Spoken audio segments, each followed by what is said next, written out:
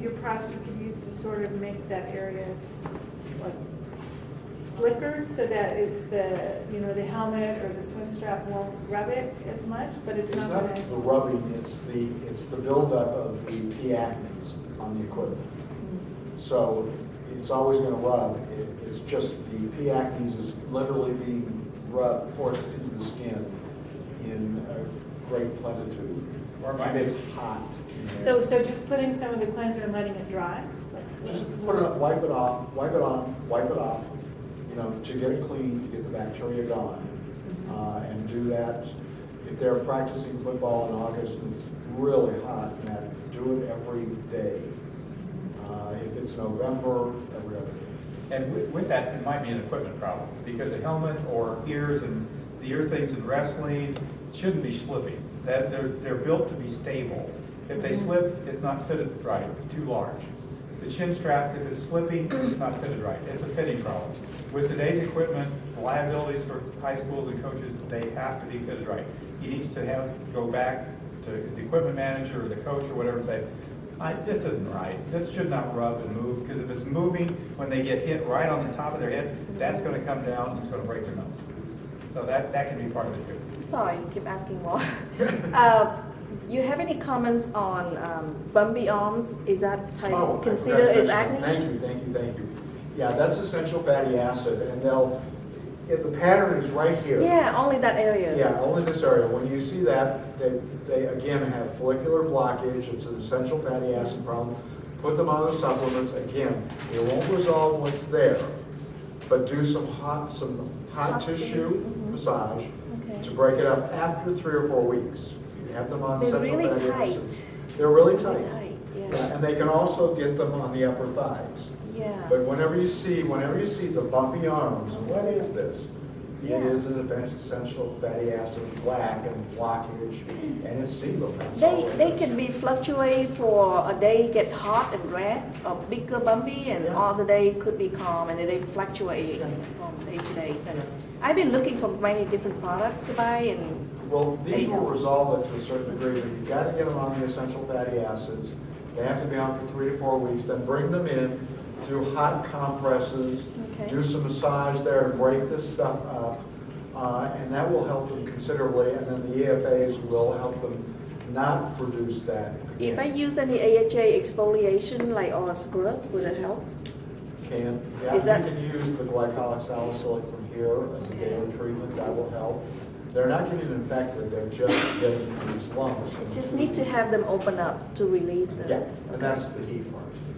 When it comes to nutritional supplements, like in brands, what type do you think is the best to recommend? Brands? I don't think there's... Brand-wise, name brand-wise, what supplements do you think are the best to recommend? I'm not really into brands. I hear the infomercials and all of that with our brand is better and this and that. Most of it's hype. Your body doesn't really know the difference between the same chemical. So I would go for what's the best selection in there. If it meets all your requirements of ingredients. If it's a national brand that's got a reputable reputation, I wouldn't worry about it too much, because if it says a certain type of nutrient, that's what's in there. It has to be for them to sell it. FDA requires. So you start getting into some of the brands and they say it's better, or they try to tweak it a little bit. A lot of times that's just a maneuver to make them somewhat different and to raise the price. You see that in vitamins, you see it in skincare, you see it a lot of different places. As a pharmacist, I'm used to generics. Your system can't tell the difference. They work essentially the same, and it's not worth going to a Cadillac price for buying a Toyota. Because the brakes won't work. Supplements around the shelf at Walmart would be just as effective as something else. Pretty much, because Walmart buys better quality on some of that. Now, they may have 2 brands. You may want to look to see what's in them. So I'm more interested in the back of the package, far more interested in the back of the package that has the list, how much, than I am the front of the package, who makes it. Because this came from Walmart. It's clear and clean. It is one of your biggest competitors, because Walmart has this every place. You'd be surprised. I was surprised how much stuff. And it's made by Johnson & Johnson. How would you know? Now, Johnson & Johnson makes this for probably 40 different companies. And it could be all the same stuff, but it may be different. As part of our class, we went through a tour of Eli Lilly. They had their manufacturing lines. They had an aspirin line going out. This one was branded. That was generic. Same line, same ingredients, but you don't know. But then they may drop it. So some things are less quality, but they leave things out. So look at the ingredients. You want the full range, as many of the full range and the right concentrations, because those will change. So I just turn over to the back and don't much care which company, because you may not know the manufacturer anyway. It may have, you know, a wonderful name that sounds great, but it's manufactured by the same as the discount one right over here. Well, would a more organic, maybe I phrased that wrong. Okay, Would an sometimes organic supplement be better for you than a supplement off the shelf at Walmart? Because I work for a company, a skincare company that had a line of supplements as well.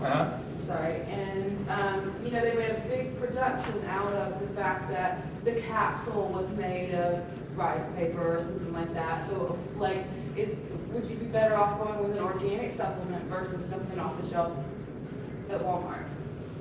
And sometimes, if someone doesn't want the gelatin, on the capsule is gelatin, so it's, you know, it's cartilage and that type of stuff. They don't want the gelatin, they can't tolerate, then maybe that works better. Some organics are better. You get away from some of the other ingredients. Again, vitamin A can be different. We don't use the retinoid, we use retinoic acid. Vitamin A is not necessarily vitamin A. Ours works better than most of the others.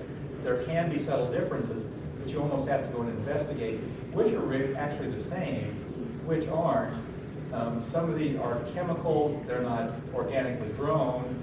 We like organic and natural as much as we can get.